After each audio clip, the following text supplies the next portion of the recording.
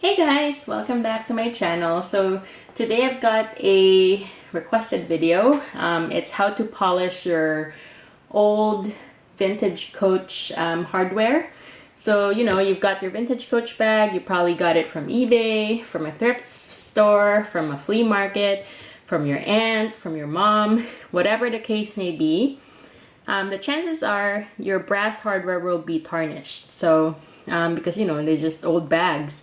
But the beauty of it is that for vintage Coach, the hardware they used back in the day was actually real brass. So it's easy to clean and polish once again. So I have here my Dinky. This hardware is unpolished. I haven't gotten around to it yet, but I thought I'd show you right now the process of how I will do it personally. So I'm not going to show you the exact step-by-step because there's a lot of swearing involved when it comes to hardware, and I really don't like doing it. That's the least enjoyable part of the rehab process. But just very quickly, this is what I will use. I will show you the materials that I use for when I polish my hardware. And not all of this is, well, to me, this is what has worked. People use Brasso majority of the time, but there are some things about Brasso that you don't like, which I will talk about later. So anyway, this is a close-up of the bag, right? And I've got a scratch there now because I've been using this bag. Yeah, so this is slightly tarnished, not too bad. You can see that there is a slight bit here that's a bit blackish. The turn lock also, hopefully that's focusing. The turn lock also has it doesn't look like it's smooth anymore. So on all these locks there, if it's brand new, there's going to be an outside film to finish the brass, but over time that one wears off. So you can see there, it's not, I hope you can see there. So you can see that there's black parts. It's totally uneven. So over here too, let's focus on the other part of the turn lock. There at the base right there, you can see that it's tarnished. So this is the male part of the turn lock, and this is the female part of the turn lock. So these turn locks are secured by the four clips right there. We just call it clips. And you can actually pry this open. So what I usually do is, and I would recommend this, is that you take off both turn locks completely. So the female part, take this off here. And on the other side, the male part, there's going to be two feet or two prongs here, two thingies, like the triangles. And you can pry that off with some tools. I'm going to show you the tools that I use, and you probably have better tools for this, but number one, I've got my knife. So this is just an old Swiss Army knife that I found around the house. It's actually my husband's knife. Because it's slim, it can easily fit under the prongs over there. So you can pry it open with a knife. Or better yet, if you have anything that's flat and slim and not a knife, so it's not sharp, then all the better. I just can't find anything that's would be around the same shape as this, but just dull. So after you pry it off, you slide this like this inside or under the prong, and then you flip it, you wedge it towards the outer part, so it lifts up, and then you'll get a washer. So this part is actually a washer, and then the front part is the front part. So you get two parts, this one and this one.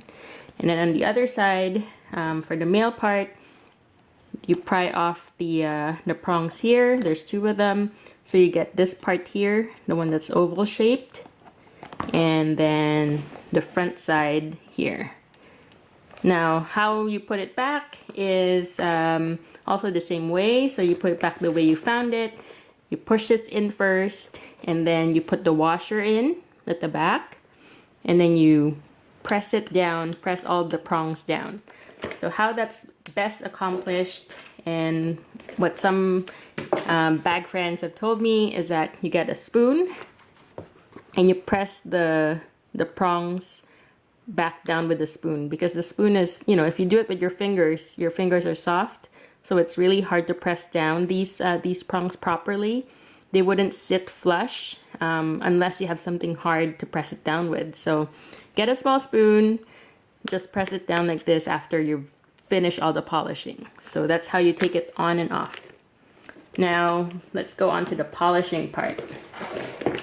Polishing, there's so many ways to polish these brass hardwares, because you know, just in many ways to skin a cat, I guess. But first of all, you need gloves. So these are just rubber gloves. I've used this to polish hardware, it's fine. But if you have any you know, latex or nitrile gloves, those that fit better for fine work, then get those instead of this. So you need your gloves, and then you'll need Brasso, of course, our favorite, and maybe a Q-tip, or a bunch of Q-tips, not just one. A bunch of Q-tips, Brasso, and what I like to use is a small piece of just kitchen scour pads. So these are like just normal, you know, what you used to wash dishes with. There's blue and there's green, but I find that the green one actually works better. Some people use triple or quadruple zero steel wool. So you can get the steel wool from either Amazon or your hardware store, but because I'm too cheap, I just cut up a pad of scour pads and into small pieces like this, so it's easier to work on with the Brasso. So I use this with the Brasso instead of the Q-tip, because the Q-tip doesn't really remove the outside film of the brass hardware when you're doing the Brasso part. It just doesn't cut it. So if it's really stubborn, I go use my green pads, and then you take the bag. So once you've removed the hardware, and don't do it on the bag, because if it's light colored, Brasso will stain your bag. It will create an outside white film here once it dries. Unless you're dunking it, then it's fine to do it on the bag itself. Like, you don't have to remove it. But if you really want to be thorough, and I recommend this, you know, I can't recommend this enough, don't be lazy and just remove the hardware and then do it separately. So your leather is always not going to be affected by stains from Brasso or any other sort of like metal polish or etc., right? So get the Brasso your hardware, and then, you know, get your little pad, put Brasso on the pad, and then start just circular motion doing on the hardware. And then once you're done, once you've removed all the film on the top part of that hardware, then you can just get a rag, and then, you know, just rub it, polish it, rub off the Brasso, and then always use a separate rag for Brasso. You don't want it getting on your leather or anything else. So just, you know, have a dedicated Brasso rag. I've learned that the hard way. Don't just, you know, it's going to be either thrown away anyway or washed. So just get a bunch of rags.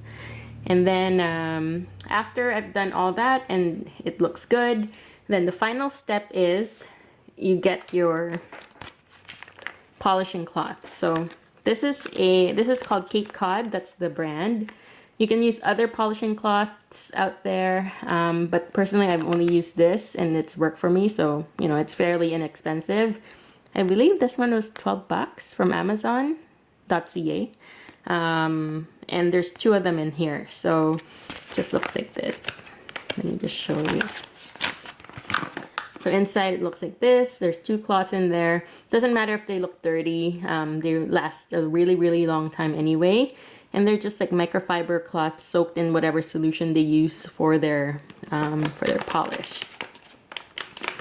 And always keep it closed so it doesn't dry out. So this is the Cape Cod. It cleans and polishes silver, gold, pewter, brass, copper, bronze, nickel, aluminum, chrome, and stainless steel. You can do it for jewelry. You can do it for tableware, that sort of stuff. So really good. I've also used it on jewelry, actually. It's really good. And so far, no issues, except that, again, you don't want to use this when your hardware is already on the bag. Like, it's really, really tricky, especially when you're working with a light colored bag, because it might stain your leather and you just never know. So I recommend, after you're done with Brasso, this is the final step, is you polish it with the Cape Cod polishing cloths, and then it will shine like a star. This is really the finisher, and it's really, really good. So once you've done your Cape Cod and your Brasso, then you put your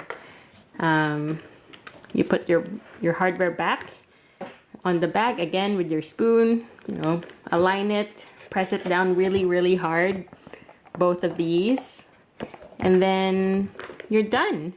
If your hardware decides that it wants to like oxidize quickly, and sometimes, I don't know, like I've had mixed experiences with that. Sometimes a few days later I'll notice that the hardware is not as shiny as it was before. It might be because I've accidentally dabbed it with conditioner and somehow that reacted. So if that happens, don't worry, just use your polishing cloth again. But make sure that you're very, very careful when you're polishing around your leather. So just keep like conditioner, cleaner, sponge handy. I personally use CPR, so that's a cleaner conditioner. And you know, if I ever hit the leather with the polishing cloth, I just wipe it off right away and it doesn't leave a mark. So yeah, so hopefully this helped you in your polishing your vintage coach hardware. If you have any questions for me, just give me a shout below in the comment section. Once again, you know, like this video if you like it, subscribe if you haven't, and I'll see you guys later. Bye.